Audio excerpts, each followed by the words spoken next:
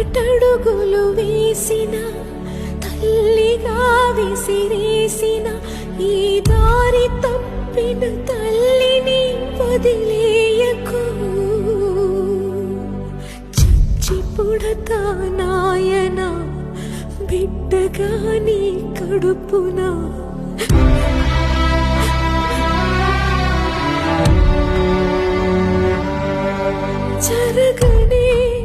జరగదు ఇకపైన పొరపాటు.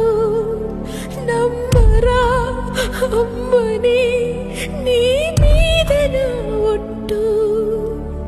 నల్లనివన్నీ నీళ్ళని తెల్లనివన్నీ పాలని అనుకున్నా గనుకే కుమిలిపోతున్నా.